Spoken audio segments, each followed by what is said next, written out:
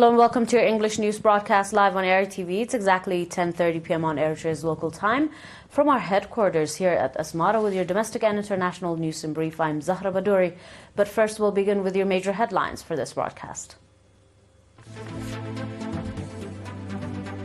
Workshop to prevent mother and child mortality and eliminate harmful practices. Administrator of Ansaba region tours development projects. Iran-US holds positive talks in Oman. US extends Russia sanctions for 12 months.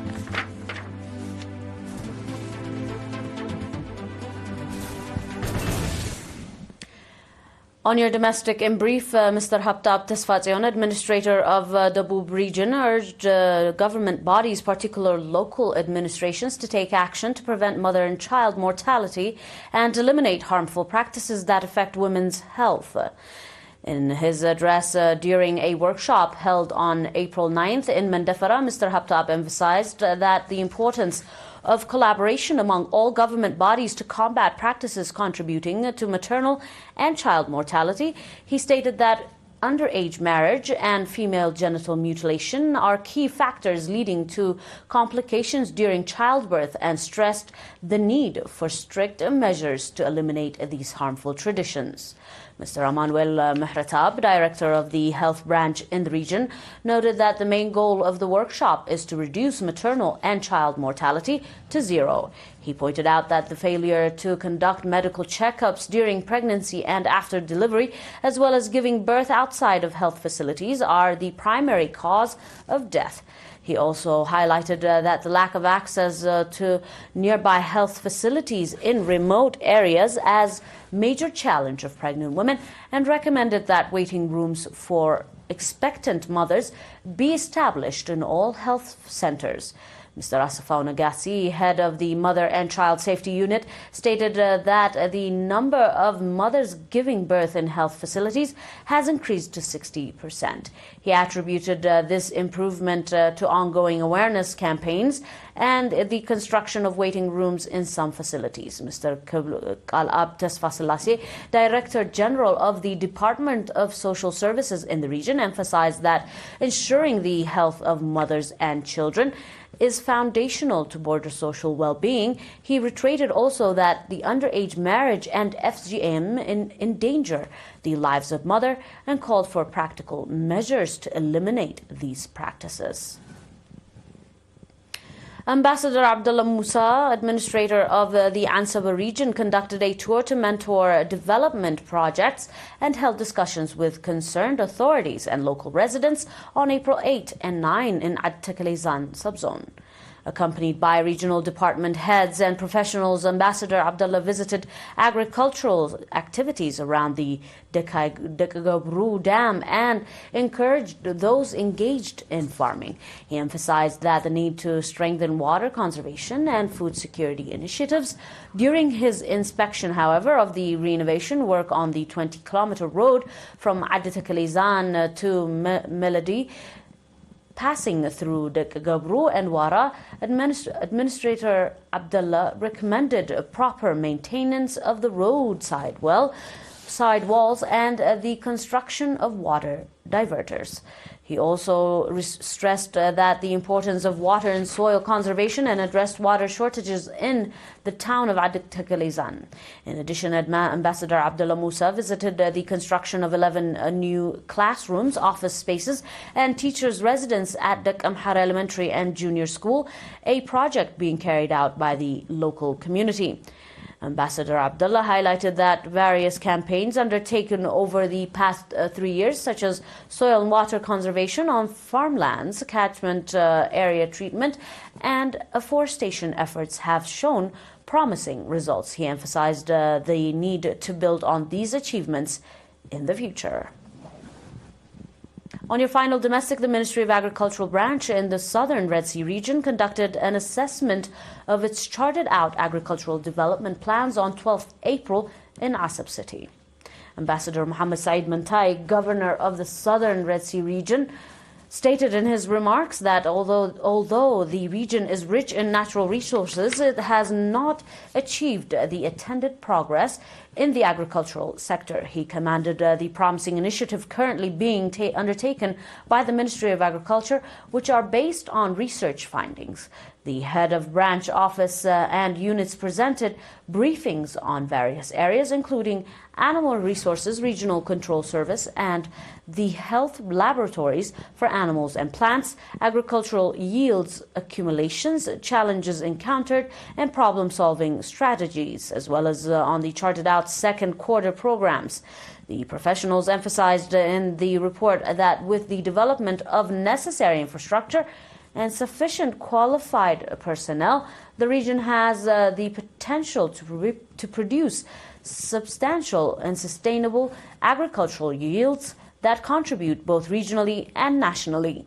The participants recommended the following: conducting regular assessments, intensifying soil and water conservation activities, expanding organized training, providing seed suitable for local weather and climate, continuing the recently initiated sub-profitable agricultural cost program at the highest level, expanding farmers, fields, schools, however, and strengthening the coordination among all stakeholders to curb the smuggling of agricultural products and inputs.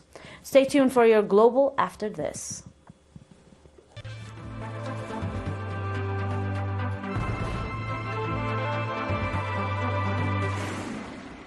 And on your news in the international line, Iran and the U.S. said they held positive and constructive talks in Oman on Saturday and agreed to reconvene next week in a dialogue meant to address Tehran's escalating nuclear program.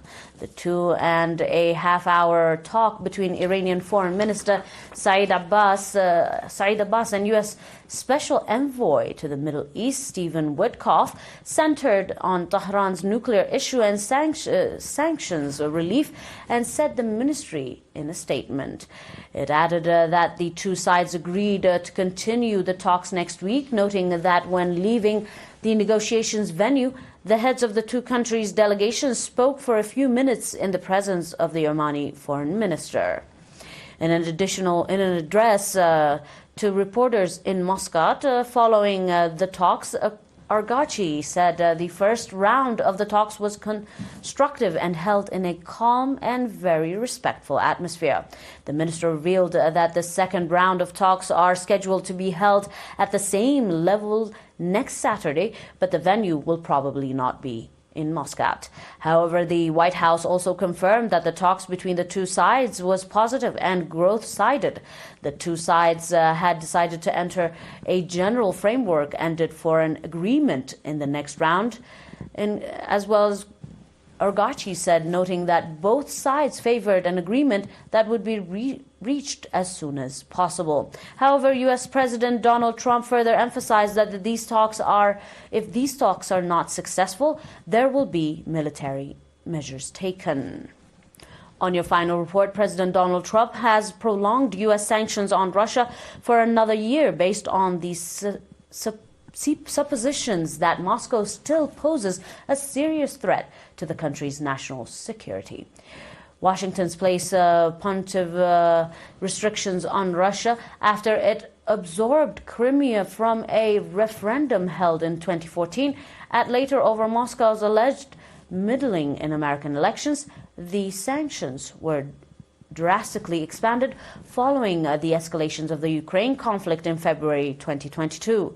The latest extension approved by Trump and dated April 10, 2025 has been posted for Federal Register's website, announcing that the continuation of the national emergency with respect to specific harmful foreign activities of the government of the Russian Federation.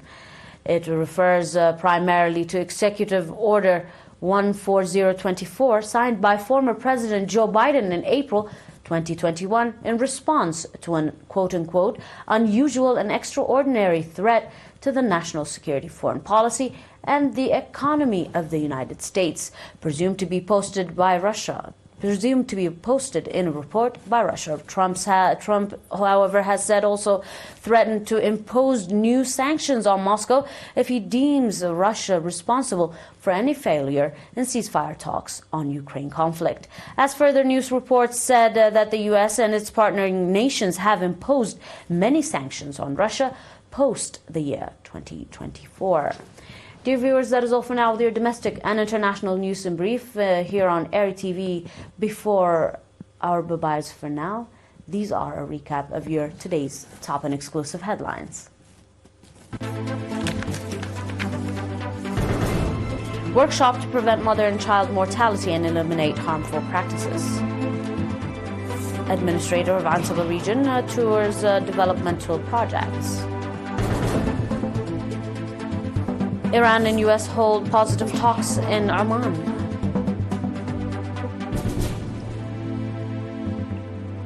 U.S. extends Russian sanctions for 12 months more.